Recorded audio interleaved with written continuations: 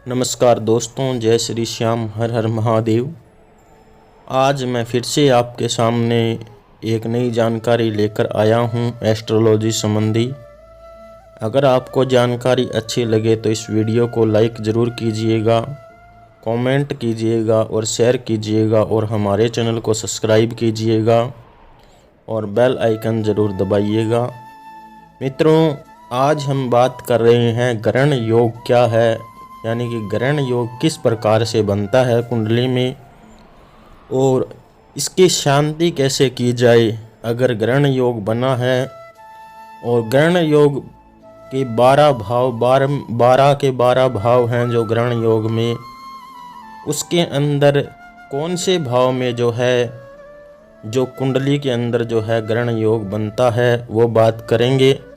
तो सबसे पहले ग्रहण योग किस प्रकार से बनता है उसके बारे में हम बात कर रहे हैं। सूर्य और राहु एक साथ में अगर कुंडली के अंदर बैठे हों तो मित्रों ग्रहण योग बनता है और यह ग्रहण योग सबसे घातक सिद्ध होता है मित्रों, यानी कि सबसे खतरनाक बनता है ये कुंडली में और ये व्यक्ति को परेशान कर देता है मित्रों, यानी व्यक्ति को बिल्कुल परेशान कर देता है। अभी हमने 5वें भाव की जो राशि है उसे लिया है और उसमें हम बताएंगे कि कहाँ कहाँ अगर सूर्य और राहु बैठे हों तो ग्रहण योग से किस प्रकार से बनता है। सबसे पहले हम 5वें भाव में लगन के अंदर बात कर रहे हैं। लगन के अंदर सूर्य और राहु जब बैठे होते हैं मित्रों तो सबसे पहले व्यक्ति का वर्चस्व खत्म हो जाता है और साथ में काम काज में और अपने दिमाग के अंदर व्यक्ति को प्रॉब्लम होने लगती है और साथ में धन संबंधी भी दिक्कतें आने लगती है मित्रों, और साथ के अंदर परेशानी बनने लगती है घर के अंदर और आपस के अंदर मतभेद रहने लगते हैं परिवार के अंदर मित्रों। और मित्रों आपको बता दें कि ग्रहण योग दूसरे भाव की बात करेंगे अब। उसके अंदर अगर सूर्य और राहु बैठे हों तो दूसरा भाव मित्रों वो धन का भाव माना गया है। तो धन के भाव में अगर सूर्य और राहु अगर आपकी कुंडली के अंदर बैठे हैं तो निश्चितता आपके आर्थिक स्थिति मजबूत नहीं होती है और परेशानी का समय ही चलता रहता है और जितना भी आप पैसा कमाते हो, जितना भी आप काम करते हो, उसमें भी आपको दिक्कतें आने लगती है। साथ में सूर्य क्या है, अग्नि का रूप है मित्रों। तो अग्नि का रूप है तो संपत्ति आप जो भी पैसा कमाते हो वो नष्ट हो जाता है तुरंत की तुरंत ही। और उसके बाद में मित्रों अगर राहु अगर साथ में बैठे हों तो भी नुकसानदायक होता है। तीसरे भाव में अगर राहु और सूर्य साथ में बैठे हों तो भी नुकसानदायक है मित्रों, क्योंकि ये व्यक्ति का तीसरा भाव होता है ये बड़ा ही महत्वपूर्ण माना गया है कुंडली के अंदर। तो इसमें क्या होता है कि व्यक्ति परेशान रहता है, व्यक्ति की आय आमदनी कम होने लगती है और खर्चा अधिक होने लगता है। उसके बाद में हम चौथे भाव में बात करेंगे। चौथे भाव में भी सूर्य और राहु बैठे हों तो भी ग्रहण दोष बनता है मित्रों, यानी ग्रहण योग दोष बनता है और ये नुकसानदायक माना गया है। और ये स्पष्टली आपको बता दें कि माता के लिए कष्टकारी होता है मित्रों, और साथ में खुद भी व्यक्ति इसमें परेशान रहता है और साथ के अंदर काम काज में भी उसका मन नहीं लगता है मित्रों। उसके बाद में व्यक्ति परेशान होने के साथ साथ में बलशाली भी नहीं होता है। उसके बाद में हम बात करते हैं 5वें भाव के अंदर। 5वें भाव के अंदर अगर सूर्य और राहु बैठे हों तो भी व्यक्ति के लिए नुकसानदायक है, क्योंकि 5वां भाव बहुत ही महत्वपूर्ण माना गया है। और 5वें भाव के अंदर अगर सूर्य और राहु बैठे हों तो ग्रहण दोष बनता है मित्रों, और ये ग्रहण दोष बहुत ही परेशानी पूर्वक व्यक्ति का जीवन यापन करवाता है।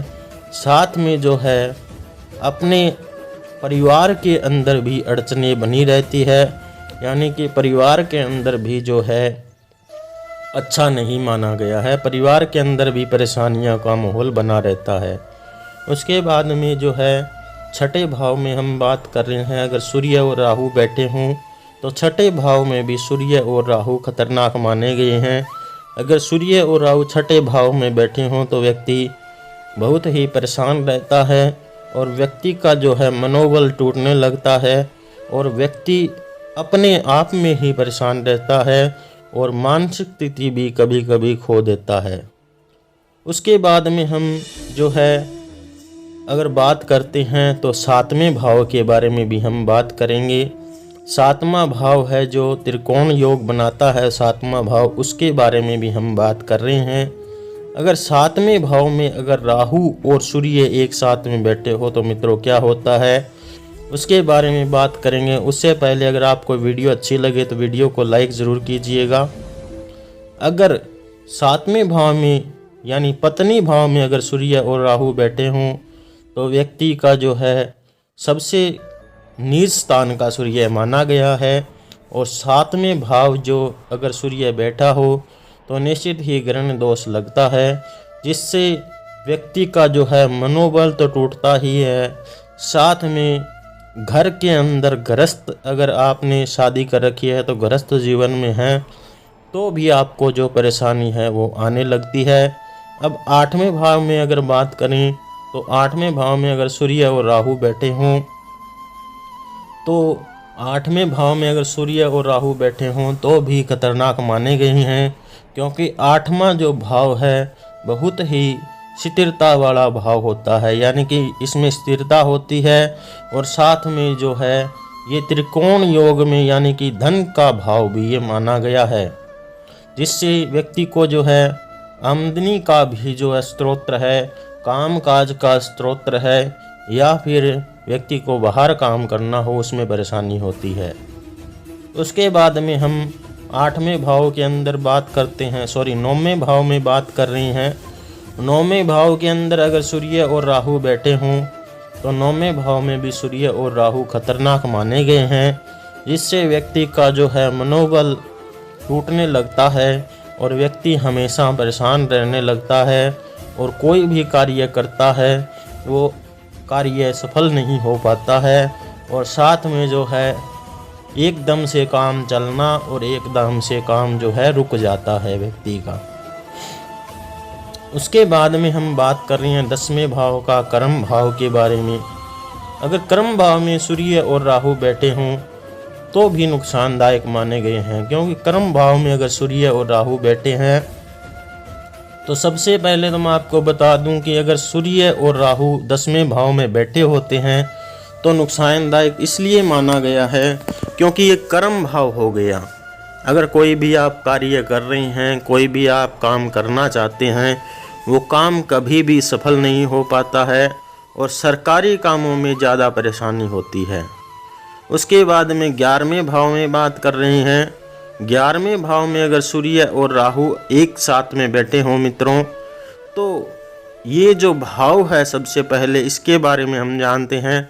ये भाव है काम भाव। अगर इसमें अगर बैठा हो सूर्य और राहु तो सबसे पहले जो है व्यक्ति का जो है घर के अंदर जो संचालन है वो बिगड़ जाता है और साथ में जो है वंश की वृद्धि भी नहीं होती है और साथ में जो है वंश की वृद्धि होने न होने के साथ साथ में जो है अगर वंश की वृद्धि होती भी है तो या तो लड़कियां ही लड़कियां पैदा होगी या लड़के पैदा होंगे, ऐसा कुछ होता है। उसके बाद में अगर हम 12वें भाव में बात करते हैं तो 12वां भाव भी जो है कर्म भाव माना गया है।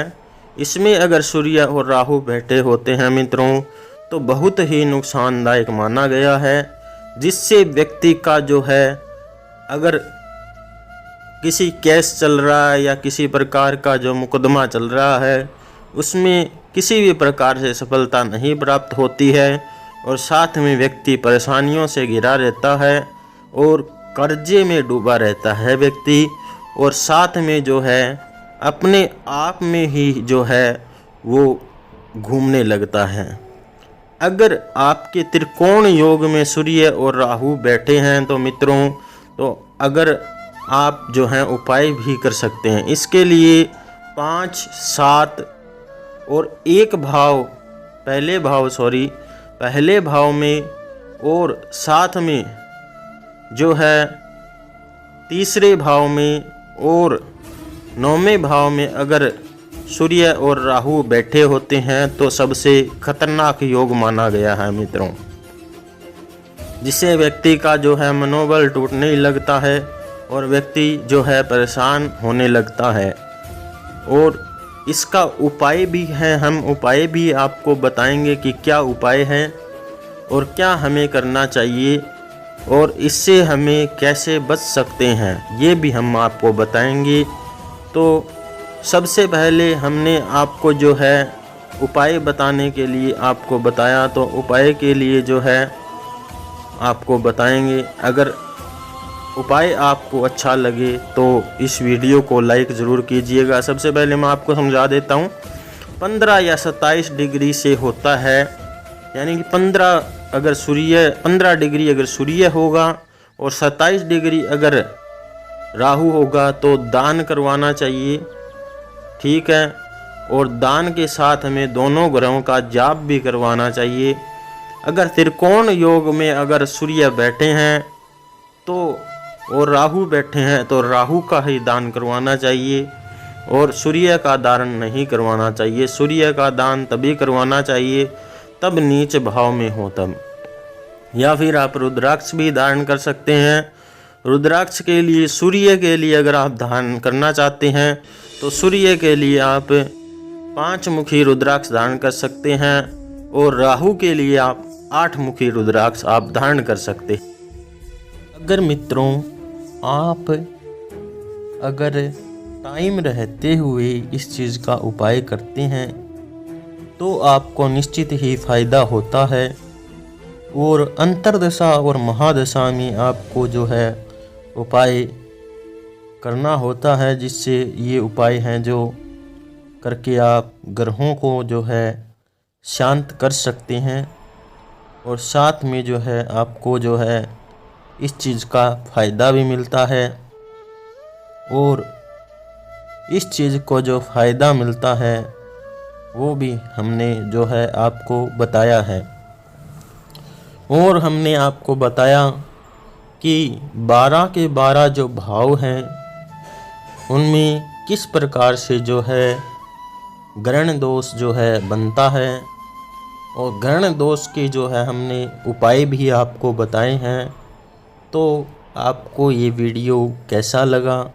अगर अच्छा लगा तो इस वीडियो को लाइक कीजिएगा, चैनल को सब्सक्राइब कीजिएगा। धन्यवाद। जय श्री श्याम। हर हर महादेव।